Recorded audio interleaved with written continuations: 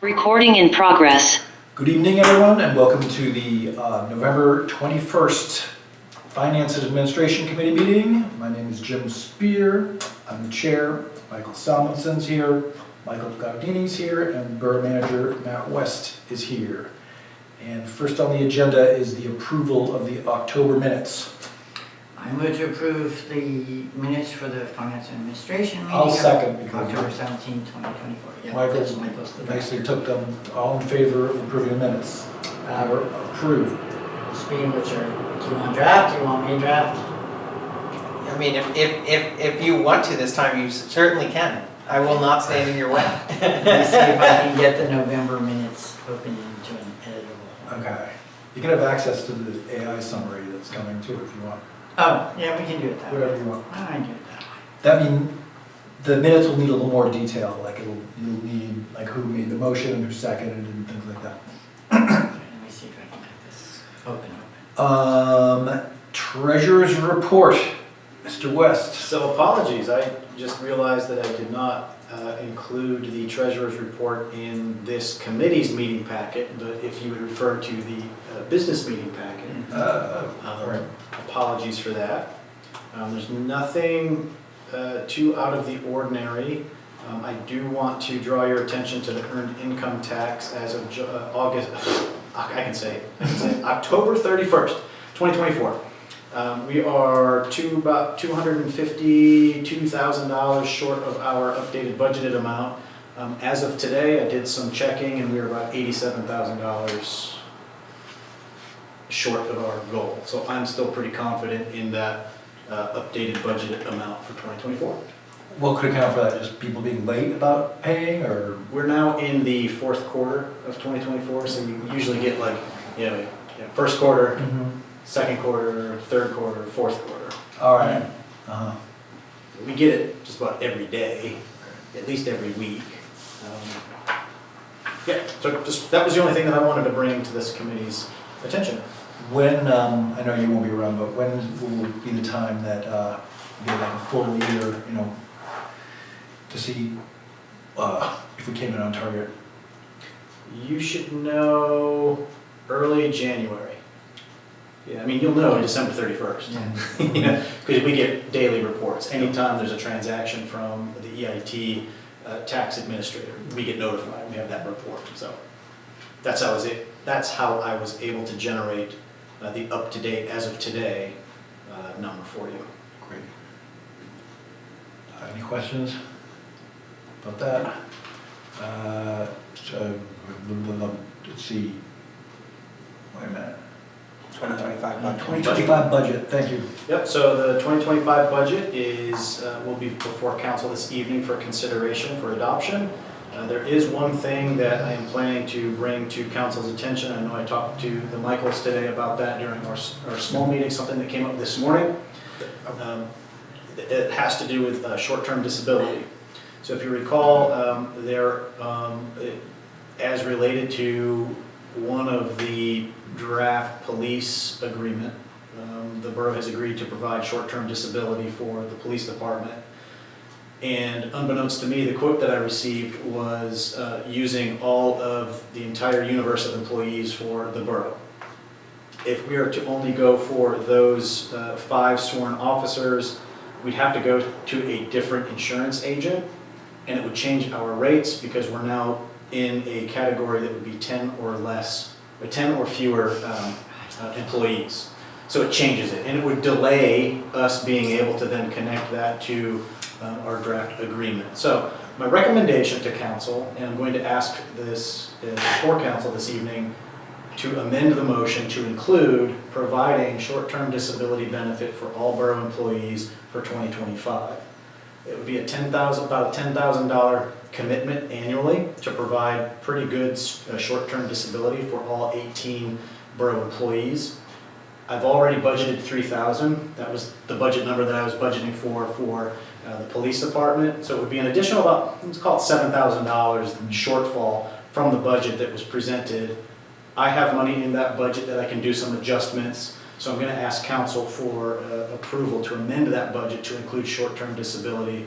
Since it's an additional benefit, I was not comfortable putting in a draft budget without first talking to council about it to get your authorization to add this as a new benefit for all employees.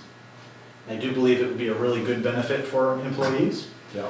Essentially, short-term disability works in such a way that if you get on short-term disability, once you're approved, after a 14-day waiting period, you are off of borough payroll and are being paid 60% of your weekly wages, up to $1,000 for no more than 180 days.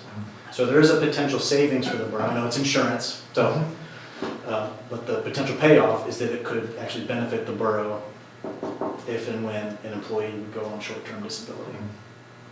So that's the only change from the budget that was circulated to council and it's up for consideration this evening. I'm just curious, absent short-term disability, what's the borough's obligation toward an employee?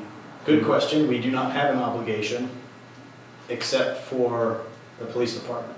That we should have been obligated to do that, and that was part of the negotiations that I don't really want to talk too much about Okay. yet. Okay. So that's a result of that. For all other employees, we're not obligated at all. So this is really a benefit for everybody. It is. Yeah. Any Yeah. questions about that? Any concerns? Any? Well, and we had talked about this in our small meeting, but just, for Jim and if anyone's listening. I think like the total annual cost was like $10,000, but it covers 18. 18 employees. So in terms of like on a per employee basis, it's. Short-term disability is typically a pretty small investment in the grand scheme of things, in all of the insurances. Sounds great. All right, we don't need to approve that or recommend that or anything? No, I would rather that be in front of all council and to have that. I'm not recommending that this committee take action on that at this point. All right, schedule of bills. Any questions about the schedule of bills as presented? Anyone? No surprises. I didn't see any surprises at least. Move to recommend scheduled bills for the general sewer, solid waste, capital, highway, and green funds totaling $919,916.32. I'll second. Say that 5 times fast. All in favor? They are approved, or they're recommended. Great. Motion to approve time extension and supplement G for North Narberth Avenue Bridge design. Sorry, I jumped the gun, the last motion. I should have waited for a motion. Apologies. It's all good. I motion to approve a time extension and supplement G for to recommend approving a time extension and supplement G for North Narberth Avenue Bridge design. I'll second that one. Thank you. And so the current agreement that we have with Panoni, who's our project manager for the North Narberth Avenue Bridge project, expires as of December 31st, 2024. At this point, last year and a half ago, everybody believed that we would be through design at this point. We were not expecting the significant delays experienced through Amtrak, and so it's just asking for essentially a no-cost time extension. The cost that's also included in Supplement G, it calls for an update of $54,000. The borough would be on the hook for $2,700 of that. That is not additional money. That's money that's already a part of the project. We're just allocating it for Supplement G. This will bring us through the end of 2025. Since we're still on track, pun intended, to let this early 2025, that should get us through that time period. Cool. Good. All in favor of that? Okay, we approve of that. Motion to approve update schedule of bills list for January 1st through April 12th, 2024. Anybody want to motion that? I And will. then hear all about it? Yep. I will move to approve the updated schedule of bills list for January 1st to April 12th, 2024. Second.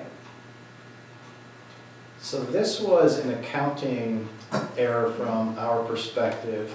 And I added a memo that I hope you all had a chance to read. Kind of explains accrual versus cash reporting.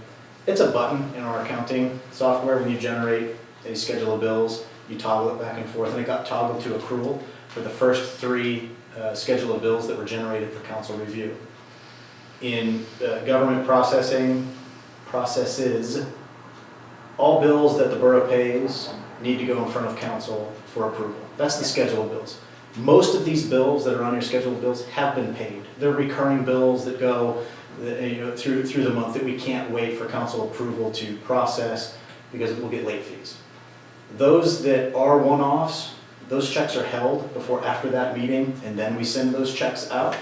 And so we discovered that those first 3 scheduled bills that were provided for council approval were inadvertently generated from the accrual basis, so it did not capture all of the transactions that needed to go before council.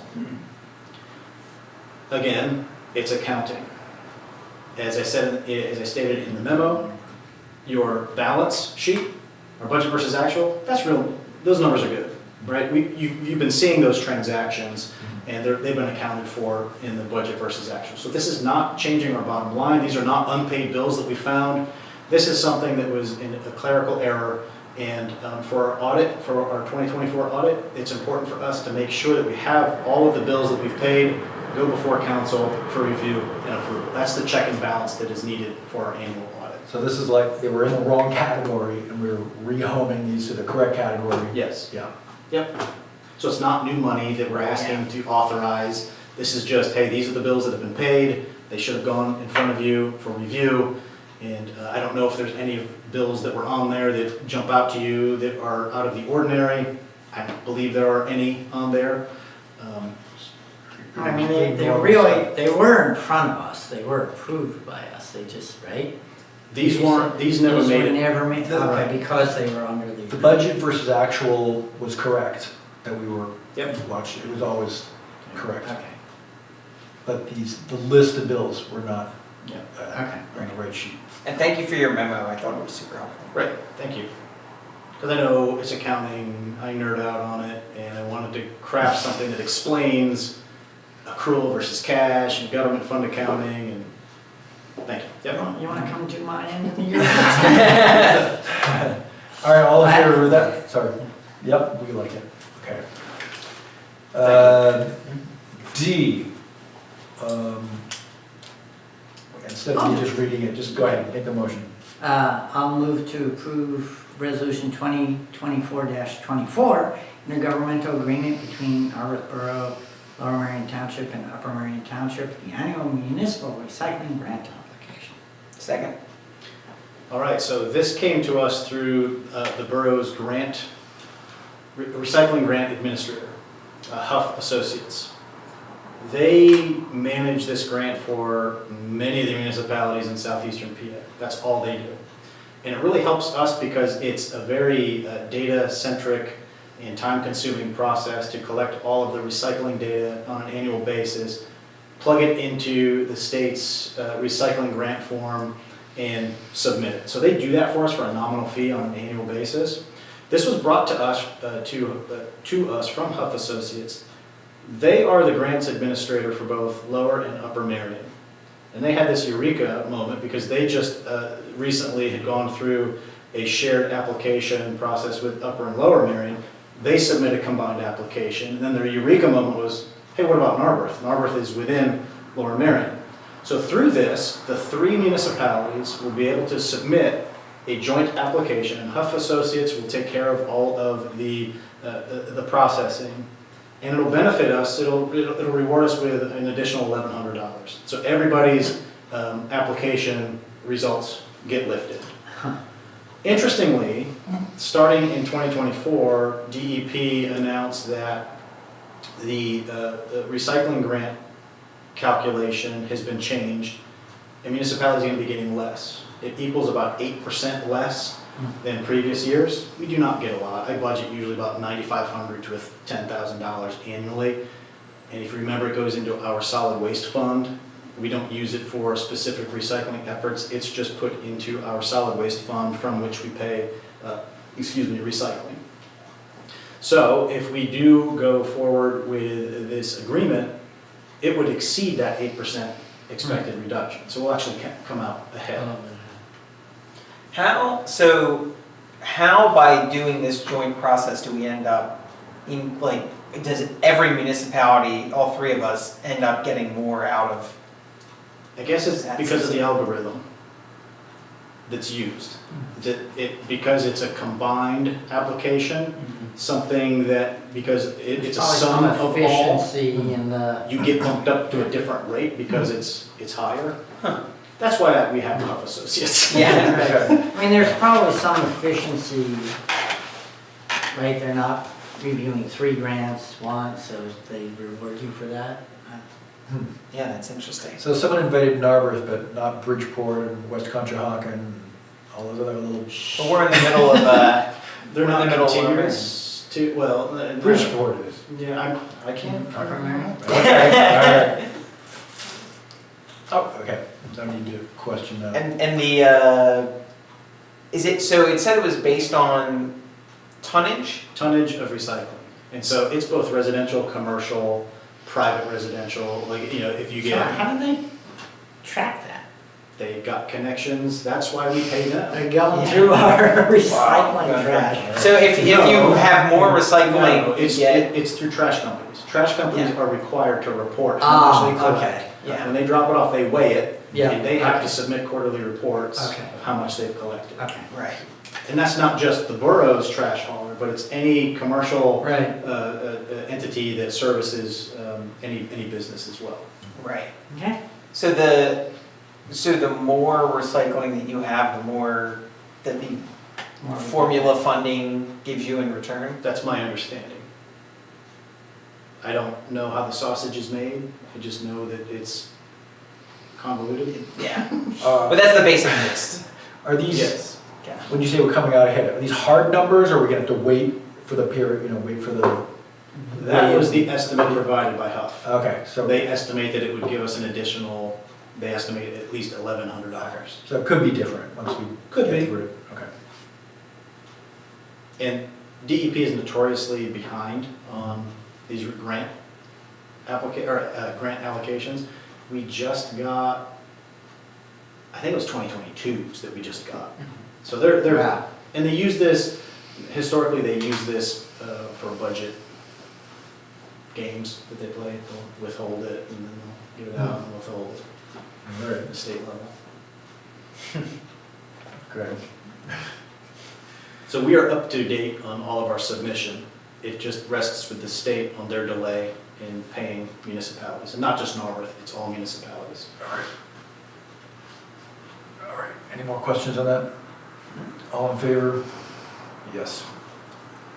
Letter E, someone motion letter E? Yeah. Motion to recommend approving 3-year recycling grant administration contract with Huff Associates. I'll second, sorry. So, connected to that previous motion, this is a 3-year contract with Huff Associates to renew for $1,700 to do all of that good work that they've been doing for the borough. I highly recommend continuing this relationship. It's a minimal cost for a maximum return. Cool. All in favor? Carries unanimously. Letter F, who's on F? I'll do it, what the heck? What the heck? Motion to approve the purchase and installation of fire alarm replacement panel for 100 Conway Avenue. Second. All right, so this item is before you because it's connected to the capital improvement plan. The capital improvement plan included the replacement of that fire panel. I believe we had it in 2026. And I believe the value that we had was $12,000. If you look at the quote, it's $4,500. So therefore, test your memory on the capital improvement plan, it does not meet the criteria of a capital expense. It's less than $5,000.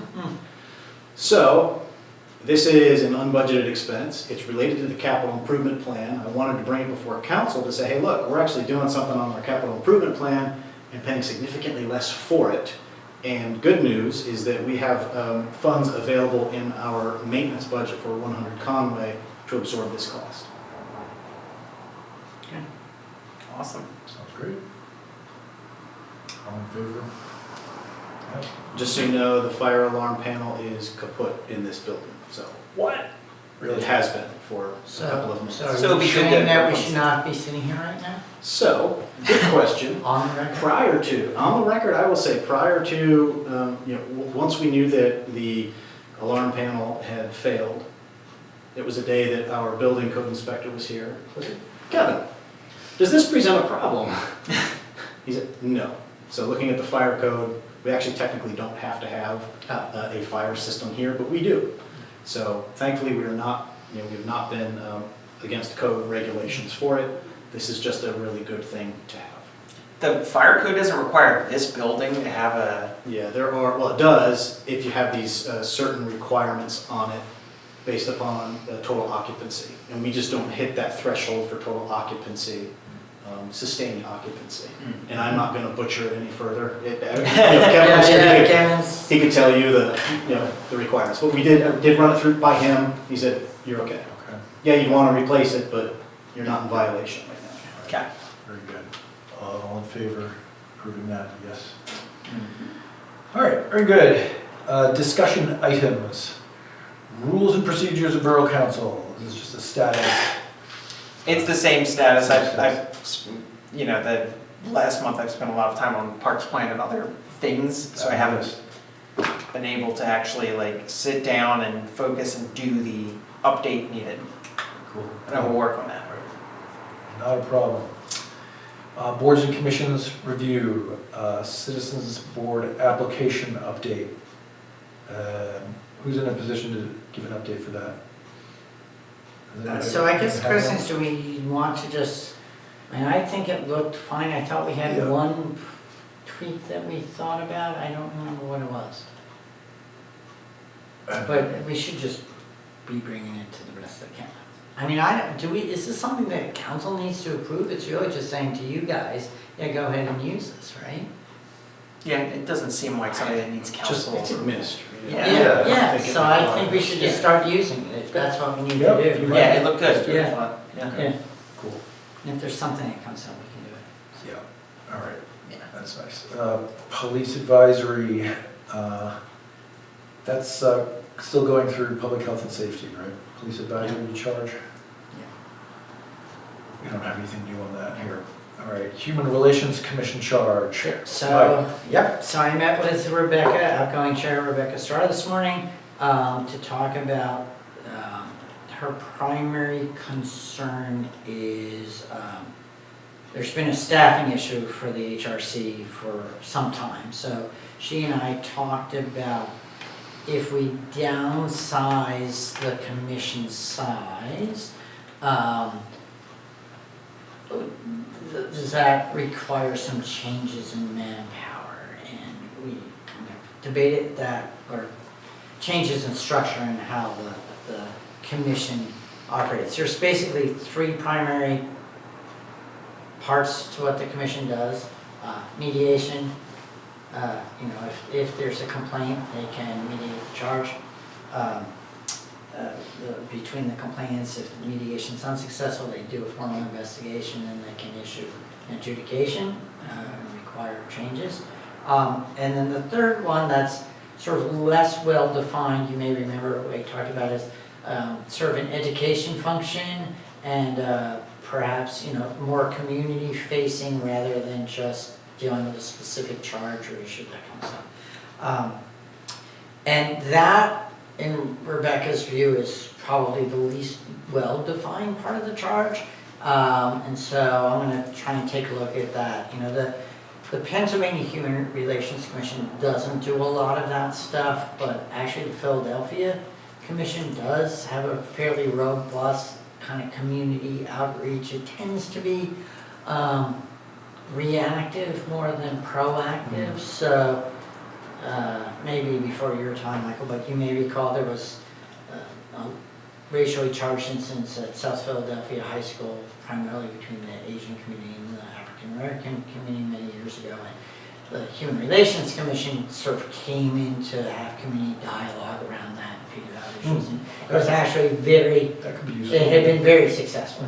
So, you know, she was saying like, it's the type of thing where we had the anti-Semitic incidents, scrawled on the wall, you know. They would be the logical people to host a community forum, talking points or whatever. And so, but she's like, you know, to do that, they've never done that because they've not had the manpower to do it. And so then the question is, well, maybe, as much as you'd like it in the charge, maybe it doesn't.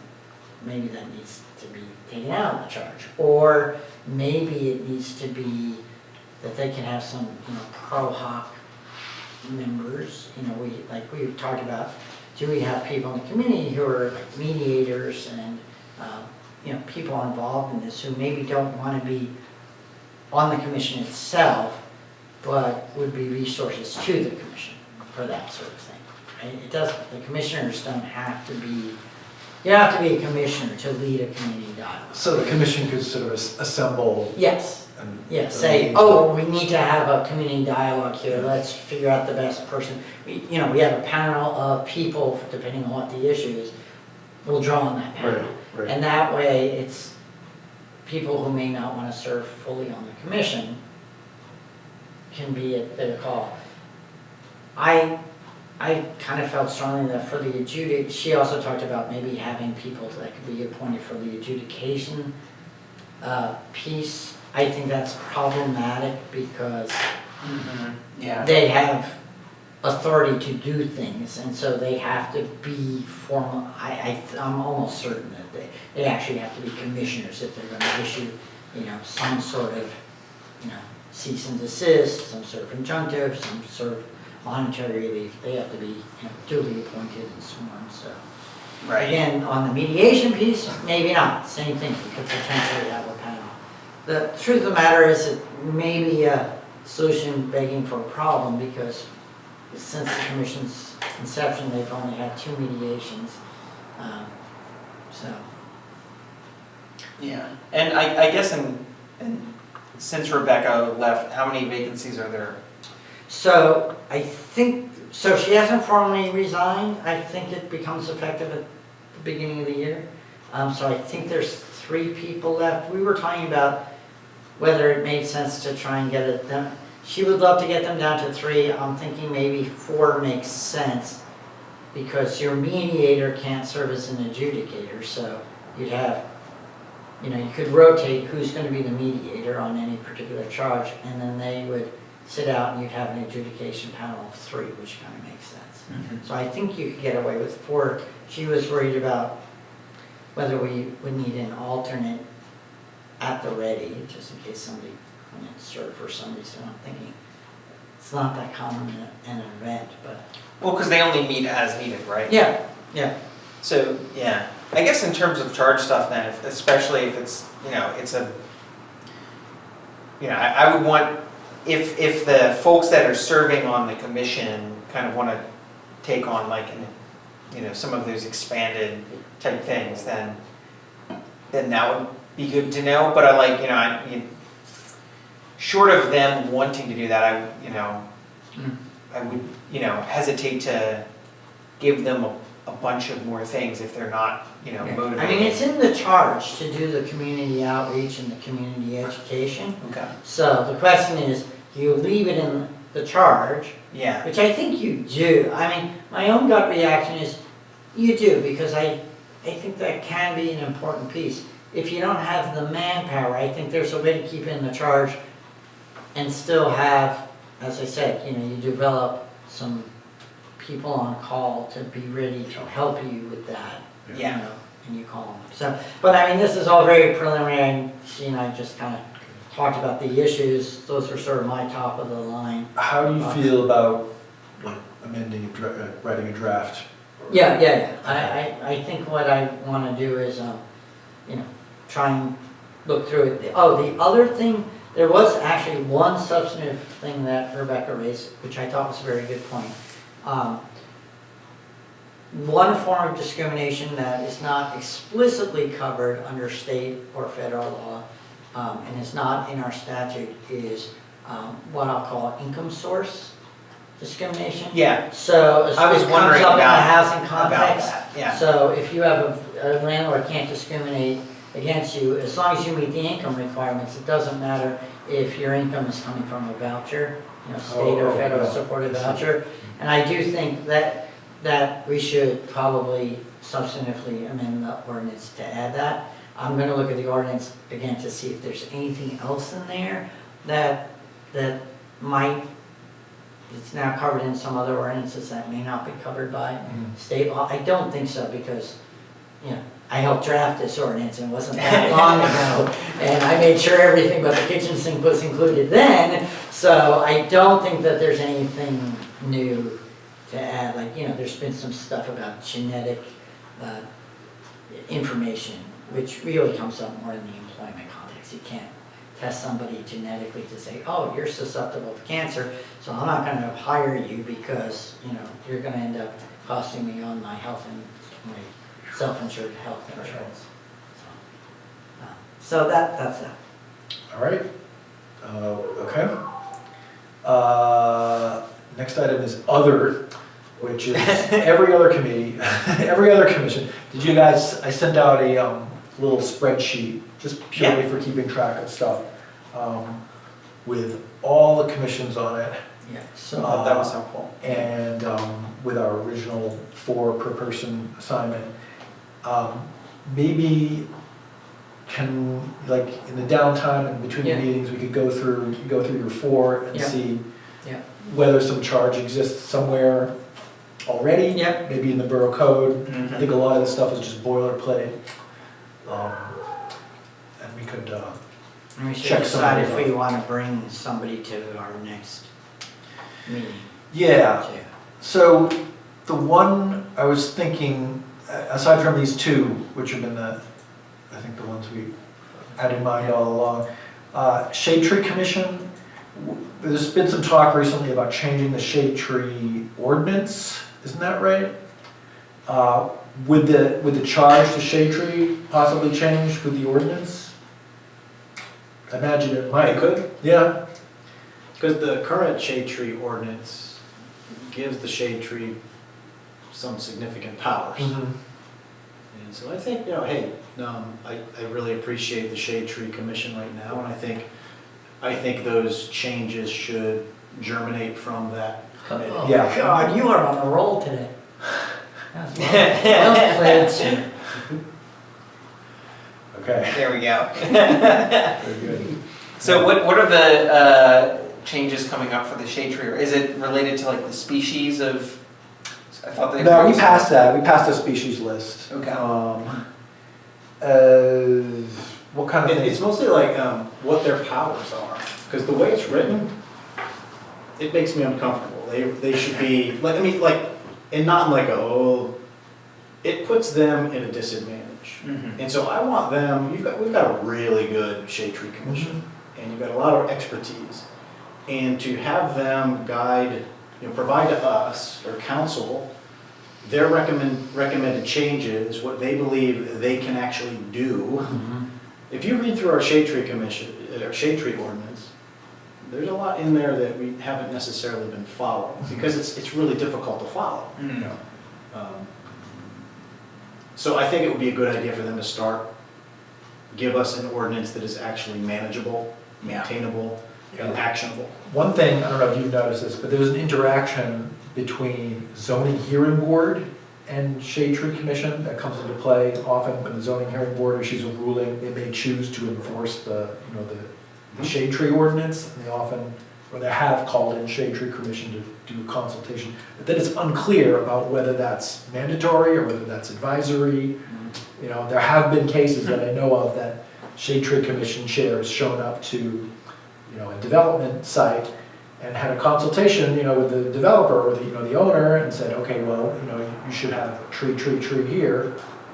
And technically, they only have to listen to that and nod and not comply.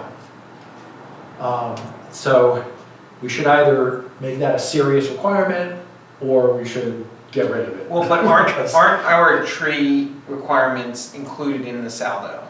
Yes. So they're but- enforced in the plan set. Yes, but these are occasions where zoning hearing board has issued a Oh, so ruling this, yeah, okay, so you've gotten a and special included- exception or yeah, variance. right, and Gotcha. included some, vegetation with their, Because somebody's taking up more impermeable surface or Right, something, so that might make which up they're for it. perfectly empowered Yeah. to do, Yeah, so okay. we should watch that. So maybe that should be our next focus. Shade tree, yep, love shade tree. Okay. Other than that, let's just go through that checklist, Yeah, between the meetings, okay. et cetera, et cetera. Sounds good. Communications plan, website, social media, Mike. So, this morning I met with Kelsey, with Matt's okay, I'd like to invite her to our meeting next month. She has gone through proposals for, 3 different potential website host servers, and has a specific recommendation, which makes sense to me. One of the big factors is 2 of the 3 are open source, so they're very prone to hacking. Oh. And, manipulation, so, so like as a governmental entity, that's the last thing we probably want. But she's prepared to make that recommendation to us as a group. We also talked about, for example, one thing that bugs me every week is, we put out the weekly newsletter and it's filled with old, that, you can look in every week, there's the Narworth Bridge update, and it's the update from October, which actually makes it look like we're not doing anything. So, there's gotta be, I think, a little bit more curating of that, and we agreed and we thought maybe actually not putting it out every week might be better with, and spend the other week sort of curating it a little bit more. We also talked about so it's about a 40% of the people who get the weekly newsletter actually open it. That's not bad. She thought that was really bad. I'm like, I don't think a 40% opening is No, that's that not bad at all. right? And that's like how many Well, that's the thing, accounts it's are a little on it? bit self-selected, right? So. Well, but like, what's the I'm unit, not so gonna do 40% of, Right. what's the number? I didn't know I that. don't know what the number is, I can, But remember, you have to affirmatively sign up for the website, so it's a little Yeah. bit self-selected, which is probably why that number is higher. Mhm. So we talked about sort of how the interplay with social media to both the borough website, which hopefully will be new and better and easier to navigate, but also to, if we put something on the weekly thing, we can also be posting on social media, even if somebody doesn't want to see the newsletter. For example, we came up with a perfect example, which is somebody said the other day, I noticed the construction was starting at the little gym site, what's going in there? And somebody posted and said, apartments and retail on the ground floor. And I was like, nope, it's just apartments, no retail there. It would be nice if I could have said, nope, it's no retail, here's the link for the plan design. Right? So how to integrate sort of social media into either, the borough website we talked about, Jim, I think probably Jim, myself, and Fred probably the people who are most active on social media. Yeah, I think that's. So we talked about, is there a way for us to sort of, look, here's some chatter on social media, letting Kelsey know that so that she can then post the link. Just the link, like no comment, like, we have to be very careful about, an official statement from a non-work person, but sort of just trying to integrate our social media with our online resources, Yeah. if that makes sense. Well, in those I guess like more so in the things where there's kind of like back and forth on like threads, it might be most appropriate for like kind of what you've been doing, for that to just kind of like come from you, hey, here's the link real quick, rather than, Right. having someone from the borough try to like chase down that thread or. Right, it would be more like, I would take picture of the thing and say, hey, can you send me the link to embed there? Right? Oh, I see what you're saying. Like, so I'm not searching all over to find the link or the plans or whatever we might have. Hopefully the Right, the website will redesign. make it less work, but the idea is like, Yeah. oh, can you just give me the link to embed in here? So, and then sort of outside of her discussion is a different discussion about sort of, what our own rules are. I think my general rule is, don't argue, just provide facts, right? Like, we don't want to get an extended argument, they can come here for public comment. But if there is misinformation, a process, and I think that's part of it, right? It's not like Mhm. Jim or I or Fred should be necessarily debating the misinformation, but if there's affirmative misinformation, let's send it through to the official channels where people can see for themselves. Yeah. Here's the full explanation. A general set of expectations Yeah. for how we are supposed to Yeah. conduct ourselves on Yeah. social media. Yeah. Yeah, I think for the most part we do that, don't we? Kinda? Yeah, I think you, me, and Fred do that sort of unofficially. Yeah. And this would actually sort of aid in that endeavor by Mhm. having a process to say, okay, if there's misinformation, we're gonna say, no, that's not correct, here's a link. And have sort of just Yeah. a process in mind. We contact her, she posts it, or we direct, or, we direct them to the Narberth Yeah. Facebook page where the link Right. is there, so. that's- When the meeting is? This is finance and administration meeting. We've got Council meeting? council meeting will be at Council meeting coming up at 8. 7. Seven. Oh, Saturday. 7, sorry. Give me a Okay, word. so Give me a anyway, word. so that's sort of, Do I have to sign if I wanted to say something? Nope. so that's sort of the big picture. Mhm. So if you guys are good with that, you Definitely, guys, yeah. And just, if I can add, Yeah. just in our email system, we have 1,921 email subscribers.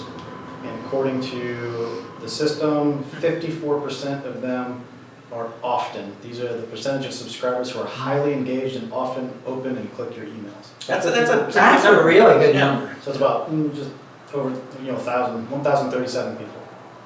That's pretty Weekly. good. Yeah, that's pretty good. Yeah. So we also talked about, a little bit of how we can use the weekly report to highlight, and I've talked to Matt about this, highlight members of the staff. This is who this is. This is, there's a little bit of background, let's humanize our departments. Mhm.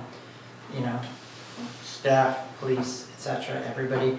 And we even talked about, if there's, I don't know if you guys saw, there was this really interesting article in the Inquirer the other day about, Narberth is now the prototype for this PBS Kids Show. Oh, Have you yeah. seen No, I some? didn't Yeah. see So that. this is really cool, I'll so. look it up. So, yeah, it was in the Inquirer, so, a NARB resident, who I don't know, developed this kid show for PBS, it premiered last week, and he literally walked all around town and like took pictures of downtown Narberth, which they then basically turned into the cartoons. So if you, Wow. if you go to the show, whatever, I can't remember what the name of the town is called, Freedomville, Smallville, whatever it is.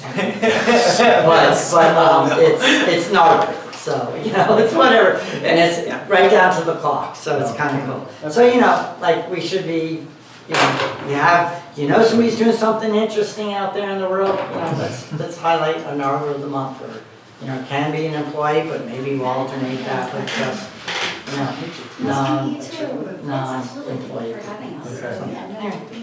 All right, so this is going well. Outward facing content, I think this is in here to, generally, I think it's the website, social media are on the right track. Yeah. I think we can brainstorm more stuff about sort of newsy kind of things, I'm really interested in this AI, how this AI I think that is summary gonna help. turn out. Yeah, I think that's gonna help. Maybe there's a possibility we could have like instant meeting summaries, for instance, as sort of, We talked about that a little bit. yeah. Yeah. I mean, I was amazed Bring with them up what on that. I was able to do with the public health and safety, just the raw chatter, converting Yeah. it to a meeting summary last. Yeah, and like I said, the first time I had ever used that was in helping analyze the parks plan Mm-hmm. responses, which Yeah. we went through individually, and then I kind of like fed it into that to see what the summary version Yeah. would be, and it tracked like really kind of pretty closely. Yeah. So yeah, I think there's a lot of kind of use for that in helping, you know, make it easier, and then you go back and curate it afterwards. Yeah. And I think just generally, if anybody gets more ideas, let's make this a rolling brainstorming session, Mhm. you know. Yeah. No idea too crazy, I say. I guess the one thing I forgot to say about the website was, they had different costs. The one she's recommending has a higher upfront cost, but a lower annual cost, and it includes an automatic right to update in 5 years, you get basically a renewal cost. And I did check with Matt, and it is covered in the budget. And actually, the one that we are recommending, you can do the 5-year plan, and it's the same price for 5 years. Yeah, actually, if you amortize it out over 5 years, it turns out to be equal to. There's one plan that's like really cheap, but it's really bad, but it's basically equal to that. It's not that Okay, bad. And it is included in the budget. nice. All right. Public comment, this is not public comment period, this is the topic of public comment, which is, so I did another little draft of the public comment guidelines, I sent it around. I did not get, I was in other borough council meetings We today, can talk so I about didn't this get to. another time, you Yeah, know. Yeah, there's I'll take a look no at it for hurry. next week. Yeah, I didn't do a close read of it. It generally looked good, I don't and blame then you. I'll Yeah. try to go back and do a close read for the next one. Okay. Cash fund and reserve policy. I too don't have anything to talk about with that one. Okay. I just would like it to continue to live on this agenda. I think this is something that this committee can take up in early 2025, you know, to have it crafted through this committee and recommend to council for future adoption. Do you think the next manager is gonna know what to do with that? Like, If they might know somebody who could guide them. okay. Great. Yeah, and I'm sure we can look at some versions on other And municipalities. GFOA has really good guidance on that as well. We're just gonna kidnap Matt like the fourth Sunday of every month or something. Review of ongoing, review of ongoing projects, anything? Nothing. Nope. Now we get to the actual public comment. Anybody For F&A. want to It's, yeah. comment on Finance Administration Committee? Anybody here for that? No? Anyone online? Okay. Motion to adjourn. Wait, is there anybody on? Oh, yeah, that's right. Nobody on. Nobody online. Motion to adjourn. I will move to adjourn. Second. Second, all in favor of adjourning? Yeah. We adjourn at Yeah. 6:48. Thanks, everybody. Recording stopped. Recording stopped. All right. Good job. Nice. That was fast talking.